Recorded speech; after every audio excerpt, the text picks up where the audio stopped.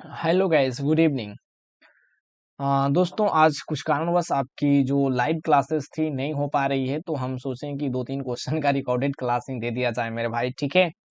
तो आज के इस सेशन में हम लोग डिस्कस करेंगे थोड़े से कंसेप्ट को, और उसके बाद क्वेश्चन नंबर 17 से 20 तक को, यानी कि 2-3 क्वेश्चन को डिस्कस करेंगे, क्योंकि आगे का क्वेश्चन बना ही नहीं है मेरे भाई, उसका पीडीएफ तैयार ही नहीं है, ठीक है। जैसे तैसे उसको अभी रखा गया है, ठीक है। तो आइए समझते हैं कंसेप्ट, और इस कंसेप्ट का यूज अगले क्लास में करेंगे मेरे भाई, ठीक है ना। देखिए, यहां से कंसेप्ट आपको समझा देते हैं। देखिए,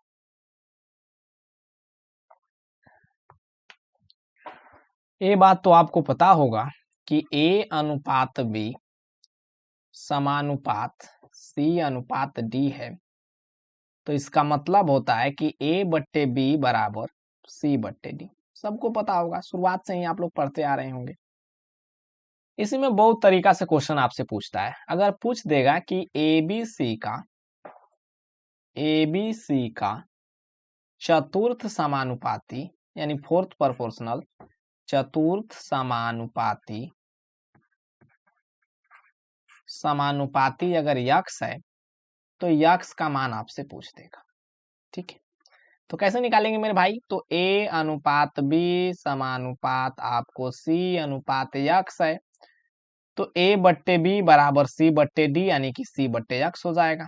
तो यक्स बराबर क्या हो जाएगा? तो आप कहेंगे डायरेक्ट क्रॉस मल्टीप्लीकाई कर दीजिए मेरे भाई बी का सी से, और ए को डिवाइड कर दीजिए, यानी बी सी बट्टे ए। चतुर्थ समानुपाती पूछेगा तो ए वाला अप्रोच आप लोग अप्लाई कीजिए, ठीक है। चलिए देखिए, अगर थर्ड पूछेगा तो अगर बोल देगा कि एबीसी आर आपका 2 नंबर है और इस प्रकार है कि उसका तृतीय समानुपात यक्स है, तो थर्ड प्रोपोर्शन बताइए, यानी कि तृतीय समानुपात बताइए। तो ए अनुपात बी समानुपात बी अनुपात यक्स, तो वही वाला नियम लगा दीजिए मेरे भाई। ए बट्टे बी बराबर सी बट्टे डी, यानी बी बट्टे यक्स। तो ए एक्स बराबर क्या हो जाएगा? तो आप कहेंगे बी स्क्वायर। तो यक्स बराबर क्या हो जाएगा? तो आप कहेंगे बी स्क्वायर बाई। ये आपको थर्ड प्रोपोर्शनल हो गया। एक होता है मीन प्रोपोर्शनल, ठीक है।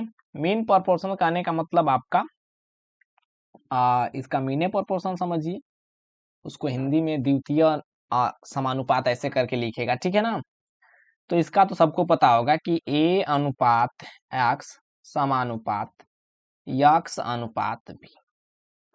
तो ए बट्टे में यक्स बराबर हो जाएगा एक्स बट्टे में बी, ठीक है। तो यक्स स्क्वायर बराबर ए बी हो जाएगा। तो मीन प्रोपोर्शन क्या हो गया मेरे भाई? तो आप कहेंगे यक्स बराबर रूट अंडर ए बी। ये बहुत फेमस है, बहुत बार आपको दो संख्या दे देगा, पूछ देगा कि उसका मीन प्रोपोर्शन बताइए। चतुर्थ समानुपात बता दिए, थर्ड प्रोपोर्शन बता दिए, यहाँ पर सेकेंड प्रोपोर्शन यानी कि मीन प्रोपोर्शन बता दिए। एक फर्स्ट प्रोपोर्शन बच गया, तो फर्स्ट प्रोपोर्शन भी देख लीजिए, यानी यक्स अनुपात ए समानुपात ए अनुपात बी। सारे चारों टर्म्स को याद कर लीजिएगा, ठीक है। तो यक्स बट्टे ए बराबर क्या हो जाएगा? तो आप कहेंगे ए बट्टे बी। तो यक्स बराबर क्या हो जाएगा? तो ए स्क्वायर बट्टे बी। डायरेक्ट तीसरा वाला का उल्टा है। तीसरा क्या बताए हैं? तो आप कहेंगे कि बी स्क्वायर बट्टे ए, और पहला क्या हो जाएगा? तो ए स्क्वायर बट्टे बी। ठीक है दोस्त, ये थोड़ी सी छोटी सी बात थी, इसको आप लोग दिमाग में रखिएगा, बहुत लोग को पहले से बात पता होगा, ठीक है ना। चलिए क्वेश्चन नंबर 17 समझ लेते हैं।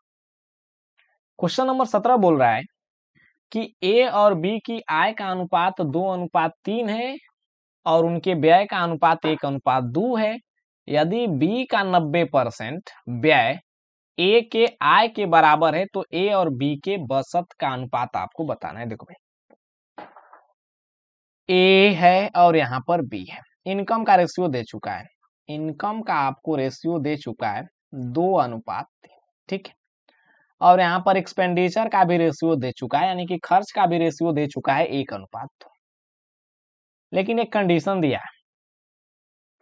दिया है ना, कि बी का 90% व्यय जो है ए के आय के बराबर है। तो ए का आय क्या है? तो अगर इसको आप किसी एक कांस्टेंट से गुणा कर लिया जाए, आई से या फिर एक्स वाई जेड कुछ से, जैसे हम मान लेते हैं कि ए का इनकम 2i है और बी का इनकम 3i है, तो ए का इनकम 2i हो जाएगा।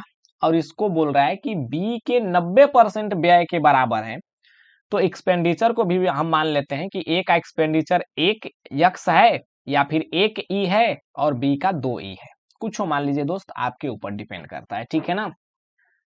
तो ये बोल रहा है कि इसके 90% के बराबर है, तो बी के व्यय का 90% निकाल दीजिए, 2e का 90% निकाल दीजिए, यानी कि 9/10, ये दोनों बराबर हो जाएगा। एकदम आराम से समझ लीजिएगा। अगर इसको 2i और 3i लिखें तो कोई दिक्कत, तो आप कहेंगे कोई दिक्कत नहीं। इसको 1e और 2e लिखें तो कोई दिक्कत, तो आप कहेंगे कोई दिक्कत नहीं, क्योंकि रेशियो है। और यही बात बोल रहा है कि b का 90% व्यय a के आय के बराबर है, तो a का आय आपका 2i है और b का व्यय कितना है, तो आप कहेंगे 2e है और उसके 90% के बराबर है आय, ठीक है। तो यहां से अगर देखा जाए तो 2 खत्म हो गया, i/e क्या आ जाएगा, तो आप कहेंगे 9/10,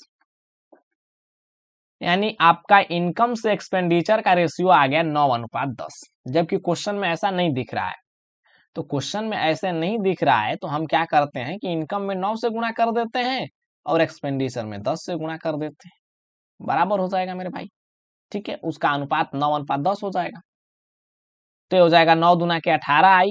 अब आई कैंसिल कर सकते हैं, कोई दिक्कत नहीं है, और 9 तिया 27 आई। एक्सपेंडिचर कितना हो जाएगा, 10 से गुणा करेंगे, 10 से कम 10 हो जाएगा, 10 दूना के 20 हो जाएगा। ये रेशियो है तो ई खत्म, आई खत्म हो जाएगा, ठीक है। ये एक्सपेंडिचर है, ये इनकम है ऊपर वाला, और नीचे वाला खर्च है यानी एक्सपेंडिचर है। तो सेविंग क्या हो जाएगा, तो 18 में से 10 घट गया 8 और 27 में से 20 घट जाएगा, आपका हो जाएगा 7। यही आपका सेविंग का रेशियो है, ठीक है। और ये आपका रफ है, ये डायरेक्ट आप 9-10 से गुणा कर सकते थे, थोड़ा सा प्रैक्टिस कर लेंगे तो, ठीक है ना भाई। आइए नेक्स्ट क्वेश्चन नंबर 17 हो गया। 18 समझिएगा, क्वेश्चन नंबर 18 बोल रहे हैं कि एक परीक्षा में सफलता और असफलता का अनुपात 5:2 है था। यदि असफल अभ्यर्थी की संख्या 14 अधिक होती तो सफलता और असफलता का अनुपात 9:5 होता, तो इस परीक्षा में कुल कितने विद्यार्थी शामिल हुए। मेरे भाई देखो, हम मान लेते हैं कि सफल जो स्टूडेंट हैं, सफल 5:2 है तो हम 5x मान लेते हैं, और असफल को हम 2x मान लेते हैं, असफल को हम 2x मान लेते हैं, ठीक है। बेसिक से भी बता रहे हैं इस क्वेश्चन को, और क्रॉस मल्टीप्लिकेशन मेथड का भी यूज करेंगे, ठीक है। और बता चुके हैं कि क्रॉस मल्टीप्लिकेशन मेथड कैसे यूज होता है, ठीक है। जिनको नहीं पता है कि क्रॉस मल्टीप्लिकेशन मेथड कैसे यूज होता है, डिस्क्रिप्शन में उसका लिंक दे दिए हैं, जा करके आप लोग देख लीजिएगा, ठीक है। यहाँ पर देखिए, देखिए भाई, अगर बोल रहा है कि असफल अभ्यर्थी की संख्या 14 अधिक होगा, तो मेरे भाई असफल अभ्यर्थी अगर 14 अधिक होंगे तो सफल 14 कम हो जाएगा। अगर 20 स्टूडेंट हैं और 5 अगर विद्यार्थी फेल हो जाते हैं, तो जो भी स्टूडेंट पास था उसमें से 5 में से 5 कम हो जाएगा, ठीक है। अलग से तो विद्यार्थी आएगा नहीं मेरे भाई, क्वेश्चन को ध्यान से पढ़िएगा। बोल रहे कि असफल अभ्यर्थी की संख्या 14 अधिक हो जाती है, तो असफल आपका अभ्यर्थी 2x है, और इसकी संख्या अगर 14 अधिक हो गई मेरे भाई, तो ये जो सफल बंदा था ना, उसी में से ना 14 कम हो गया। गौर कीजिएगा मेरे भाई, ठीक है। उसी में से कम हो जाएगा, तो सफल आपका 14 कम हो जाएंगे। और इसी का अनुपात आपको दे दिया है कि सफलता और असफलता का अनुपात 9/5 हो जाता है, यानी 9:5 हो जाता है। तो 5x - 14 बट्टे में आ जाएगा 2x + 14 बराबर 9/5। कुल कितने अभ्यर्थी शामिल हुए, तो x का वैल्यू निकाल दीजिए, और 5:2 है तो 7x का वैल्यू निकाल दीजिए, ठीक है। यही आपका आंसर हो जाएगा। पर ऐसे आपको नहीं करना है, सबसे पहले x का वैल्यू निकालिए जो भी आएगा, उसके बाद 5 2 7 आपका टोटल थे, तो 7x आप निकाल दीजिए, यानी x में 7 से गुणा कर दीजिए। ये बेसिक है। अगर क्रॉस मल्टीप्लिकेशन मेथड का यूज करना चाहें तो डायरेक्ट कर सकते हैं, देखिएगा कैसे। सफल और असफल का अनुपात कितना है, तो आप कहेंगे 5:2 है। बाद में यह अनुपात 9:5 हो गया है, कब, जब सफल व्यक्ति जो है, आपको सफल स्टूडेंट 14 कम हो जाता है और असफल 14 बढ़ जाता है, तब यूज कीजिए। बताए थे कि क्रॉस मल्टीप्लाई करके देख लीजिए डिफरेंट, तो 5 5 25 हो जाएगा, और 9 दूना के 18, कितना का डिफरेंट है, तो 7 का। ये 14 नवा कितना हो जाएगा, तो आप कहेंगे 126 और 14 पांचे हो जाएगा आपका 70। ठीक है, तो 14 नवा 126 और 70 कितना हो जाएगा मेरे भाई, डिफरेंट देखना है। तो यहाँ पर 14 पांचे 70 आपका माइनस में है, तो डिफरेंट देखेंगे तो 14 नवा 126 और माइनस माइनस आपका 70 प्लस हो जाएगा, तो कितना हो जाएगा, तो 196। तो 7 यूनिट का वैल्यू 196 है मेरे भाई, तो यही आपका आंसर हो गया, क्योंकि बोल रहा है कि कुल कितने अभ्यर्थी शामिल हुए, तो 5 2 7 अभ्यर्थी शामिल हुए, 196 आंसर डायरेक्ट। नेक्स्ट, ये तो क्वेश्चन मेरे भाई गलत था, लैंग्वेज ही गलत था, इसीलिए उसको हम सजाए भी नहीं, ऐसे ही छोड़ दिए कि जा तो ऐसे ही मौज करो भाई। देखिए क्वेश्चन नंबर 20 बोल रहा है कि 3 4 9 के चतुर्थ अनुपाती और 2 और 98 के मध्य अनुपाती के बीच अनुपात बताइए। अभी ना बताए कि चतुर्थ अनुपाती अगर यक्स है तो 3/4 बराबर 9/x हो जाएगा। तो यक्स बराबर कितना हो जाएगा मेरे भाई, तो आप कहेंगे 9 चौके 36/3 और 36/3 क्या हो जाएगा, 12।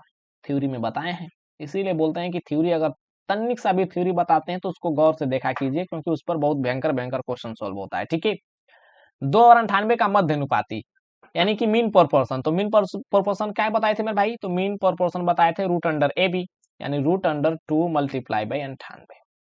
98 दुना के 196 हो जाएगा, या फिर ऐसे भी करना चाहें तो 98 में का 2 निकाल दीजिए तो 4 हो जाएगा, और 98 का आधा कर देंगे तो 49 हो जाएगा, जैसे मर्जी वैसे कीजिए।